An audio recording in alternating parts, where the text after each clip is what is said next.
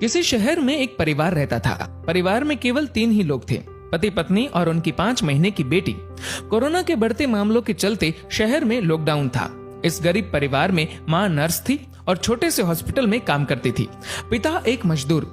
जैसे तैसे जिंदगी निकल रही थी। अचानक पता चला मरीजों की देखरेख करते करते इस नर्स को भी वायरस इन्फेक्शन हो गया, इसीलिए उसे तुरंत एडमिट कर दिया गया है। जब ये खबर घर आई तो बहुत चिंता होने लगी। नर्स का नाम ज्योति, पति का नाम रमेश और उनकी बेटी का नाम स्वाति था। ज्योति ने अपनी बेटी का चेहरा भी 1 महीने से नहीं देखा था। इतनी छोटी उम्र में तो शिशु को सिर्फ माँ का दूध पिलाया जाता है, लेकिन यहाँ इस परिस्थिति में वो संभव नहीं था। गाय का ही दूध संभव था। इसलिए रमेश अपनी बेटी के लिए अड़ोस पड़ोस से जैसे तैसे कुछ न कुछ इंतजाम कर लेता, लेकिन 5 दिन बाद कहीं पर भी दूध नहीं मिल रहा था। रमेश बहुत ही ज्यादा चिंतित था, ये सोचकर कि मैं तो भूखा रह लूंगा, लेकिन 5 महीने की बच्ची को कैसे भूखा रख सकता हूँ। एक दिन तो जैसे तैसे निकल गया, लेकिन अगले दिन अपनी बेटी को सुलाकर पूरी एहतियात के साथ घर से निकला और अनेकों दरवाजे खटखटाए, लेकिन कहीं पर भी दूध नहीं मिला। वो इधर उधर भटक ही रहा था कि सामने उसे एक 5 स्टार होटल दिखी। अंदर सिर्फ मालिक और कर्मचारी थे। एंट्री तो किसी को नहीं थी। उसने बाहर से आवाज लगाई, साहब मेरी बेटी 5 महीने की है, उसे दूध पिलाना है, यदि आपके पास हो तो प्लीज दे दीजिए। होटल मालिक ने पहले मना कर दिया कि भैया मेरे पास देने के लिए कुछ नहीं है और तुम भी बाहर मत निकलो, घर जाओ। शायद उसको भरोसा नहीं हो रहा था। फिर रमेश ने स्वाति की फोटो दिखाई और पूरी कहानी बताई। मालिक ने कहा दूध तो है, लेकिन 150 रुपए लगेंगे। रमेश के पास सिर्फ 200 रुपए थे और इन पैसों में न जाने कितने दिन और काम चलाना था उसे। उसने सोचा फिलहाल आज दूध मिल जाए वही बड़ी बात है, कल का कल देखेंगे। एक दिन जैसे तैसे निकला। पूरी रात नींद नहीं आई, क्योंकि अब घर में सिर्फ 50 रुपए और घर पर खाने पीने के लिए कुछ नहीं बचा था। करे तो करे क्या। अगली सुबह अपनी बेटी को सुलाकर पूरी एहतियात के साथ फिर बेटी के लिए दूध की खोज में निकला। बहुत कोशिश की, लेकिन कुछ नहीं मिला। अंत में वही 5 स्टार होटल का दरवाजा खटखटाया। फिर मालिक बाहर आया। इस बार रमेश बोला, साहब मेरे पास सिर्फ 50 रुपए है, प्लीज दूध दे दीजिए। मालिक ने फटकार लगाकर बिना कुछ दिए भगा दिया। रमेश निराश होकर वहां से चल दिया।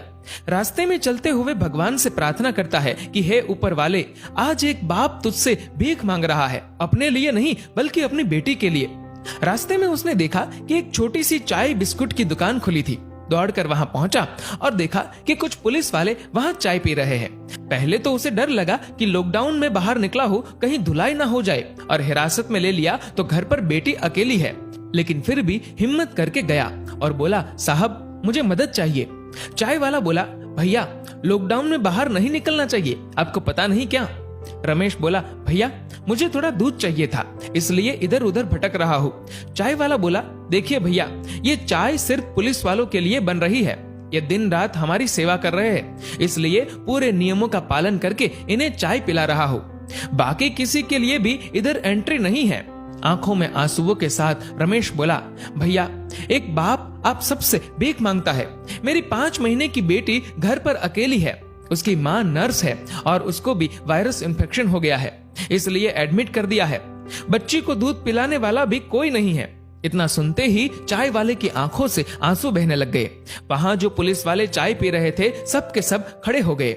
चाय वाला पुलिस वाले को बोला, साहब आपको जो एक्शन लेना है, केस करना है, मुझ पर कर दीजिए, इसे जाने दीजिए। पुलिस वाले देख रहे थे और इधर चाय वाले ने फटाफट 2 लीटर दूध पैक किया और रमेश के हाथ में थमा दिया। रमेश बोला, भैया मेरे पास सिर्फ 50 रुपए है, ये ले लीजिए, बाद में जब पैसे आएंगे दे दूंगा। चाय वाले ने पूछा, सिर्फ 50 रुपए? मतलब तूने तो खाना भी नहीं खाया होगा। रमेश के आंखों से आंसू बहने लगे। चाय वाले ने तुरंत बिस्कुट के साथ खाने का कुछ सामान दिया और बोला, जाओ ये ले जाओ और अब घर से बाहर मत निकलना, और हाँ जब ये दूध खत्म हो जाए तो फोन कर देना, मैं देने आ जाऊंगा।